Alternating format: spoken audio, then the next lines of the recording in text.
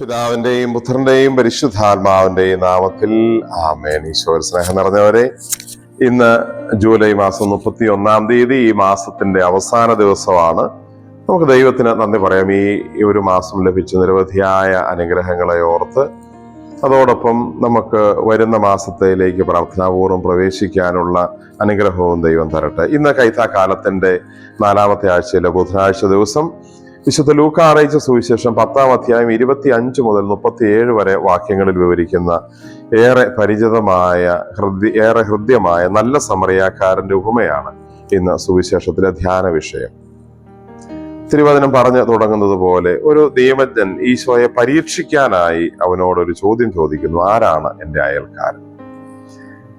ഈശോ പിന്നീട് മറിച്ചൊരു ചോദ്യമാണ് അതിനുള്ള ഉത്തരമായി പറയുന്നത്. അവനെ കൊണ്ട് തന്നെ അതിനുള്ള ഉത്തരവും പറയിപ്പിക്കുന്നു. നിയമത്തിൽ എന്ത് എഴുതിയിരിക്കുന്നു, എന്ത് വായിക്കുന്നു, ആ ചോദ്യങ്ങൾക്കൊക്കെ അവന് ഉത്തരവുണ്ട്, അവൻ ഉത്തരവ് അറിയാം. അപ്പോൾ ഈശോ പറഞ്ഞു: നീ ശരിയായി തന്നെ പറയുന്നു. ഈ കഥയിലെ നിയമജ്ഞൻ ഈശോയോട് ചോദിക്കുമ്പോൾ അവൻ തന്നെ അതിനുള്ള ഉത്തരം മനസ്സിലാക്കിക്കൊണ്ട് തന്നെയാണ്, അറിഞ്ഞുകൊണ്ട് തന്നെയാണ് ഈശോയോട് ചോദിക്കുന്നത്.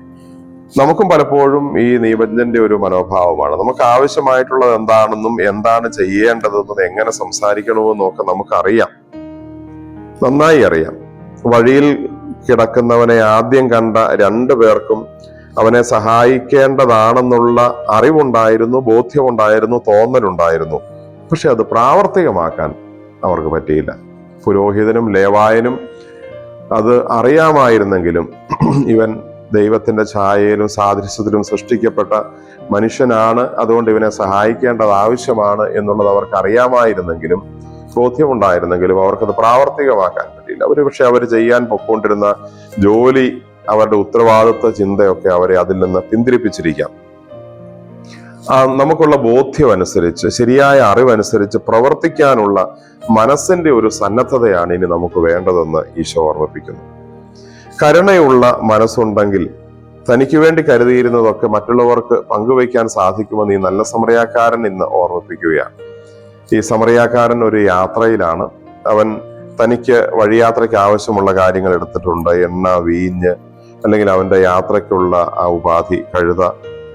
അവൻ്റെതായ ഒരു പ്ലാനുകളുണ്ട്, ഏത് സമയത്ത് എവിടെ ചെല്ലണം, അങ്ങനെയുള്ള പദ്ധതികളൊക്കെ ഉണ്ട്. പക്ഷേ അവന്റെ മനസ്സിൽ കരുണ അതിനെയൊക്കെ അതിലംഘിച്ച് ഉണ്ടായിരുന്നത് കൊണ്ട് അവൻ ആ യാത്രയുടെ ലക്ഷ്യം മാറ്റുന്നു, അവന്റെ സമയക്രമങ്ങൾ മാറ്റുന്നു.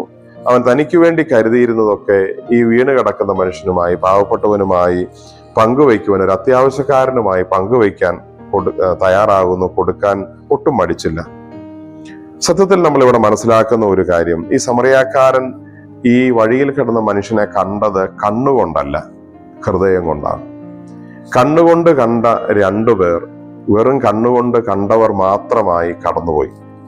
സമറിയാക്കാരൻ പുറകെ വന്നപ്പോൾ അവൻ കണ്ണുകൊണ്ട് മാത്രമല്ല കണ്ടത്, ഹൃദയം കൊണ്ട് കൂടിയാണ്. കരുണ വാക്കിലും പ്രവൃത്തിയിലും ജനിക്കുമ്പോഴാണ് നമുക്ക് ഹൃദയം കൊണ്ട് നമ്മൾ മറ്റുള്ളവരെ കാണുന്നതും മനസ്സിലാക്കുന്നതും. ഈ 3 പേരിൽ ആരാണ് നല്ല അയൽക്കാരനായത് എന്ന് ചോദിക്കുമ്പോൾ, സമറിയാക്കാരനെന്നോ, മൂന്നാമത് വന്നവനെന്നോ, കഴുതപ്പുറത്ത് വന്നവനെന്നോ ഒന്നുമല്ല അവർ പറയുന്നത്. അവനോട് കരുണ കാണിച്ചവൻ എന്നാണ്. കരുണയുള്ള കണ്ണുകൊണ്ട് നോക്കുമ്പോഴാണ് ഹൃദയം കൊണ്ട് നോക്കി എന്ന് നമുക്ക് പറയാൻ സാധിക്കും. നമ്മുടെ ചുറ്റുപാടുകളിലും വെറുതെ കണ്ണുകൾ കൊണ്ട് നോക്കി അവസാനിപ്പിക്കാതെ ഹൃദയം കൊണ്ട് നോക്കാനുള്ള വലിയ അനുഗ്രഹത്തിനായിട്ട് പ്രാർത്ഥിക്കാം. കർത്താവായ ഈശോയെ, ഞങ്ങളങ്ങേ ആരാധിക്കുന്നു, സ്തുതിക്കുന്നു, നന്ദി പറയുന്നു. വെറും ഒരു സമറിയാക്കാരനായി വന്നവൻ ഈശോയുടെ കണ്ണിൽ നല്ല സമറിയാക്കാരനായി മാറിയത് അവൻ കരുണയുടെ കണ്ണുകൊണ്ട് നോക്കിയത് കൊണ്ടാണ്, അഥവാ ഹൃദയം കൊണ്ട് നോക്കിയതാണ്. ഞങ്ങളുടെ ചുറ്റുപാടുകളിലും കരുണയുള്ള കണ്ണുകളോടെ നോക്കാൻ, ഹൃദയം കൊണ്ട് നോക്കാൻ ഞങ്ങളെ പഠിപ്പിക്കണമേ. ഒരുപക്ഷെ ഞങ്ങൾക്ക് ആവശ്യമുള്ളതായി ഞങ്ങൾ കരുതിയിരിക്കുന്ന കാര്യങ്ങൾ പോലും ഒരു അത്യാവശ്യക്കാരനുമായി പങ്കുവയ്ക്കുവാനുള്ള മനസ്സിന്റെ സന്നദ്ധതയും ഞങ്ങൾക്ക് ഓരോരുത്തർക്കും തന്ന് അങ്ങ് പ്രതീക്ഷിക്കുന്ന രീതിയിലുള്ള നല്ല വ്യക്തികളാക്കി ഞങ്ങളെയും മാറ്റണമേ. നമ്മുടെ കർത്താവ് ഈശോ മിശിഹായുടെ കൃപയും പിതാവായ ദൈവത്തിന്റെ സ്നേഹവും പരിശുദ്ധാത്മാവിന്റെ സഹവാസവും നാം എല്ലാവരോടും കൂടെ ഉണ്ടായിരിക്കട്ടെ, ഇപ്പോഴും എപ്പോഴും എന്നേക്കും. ആമേൻ. ഈശോ മിശിഹായ്ക്ക് സ്തുതിയായിരിക്കും.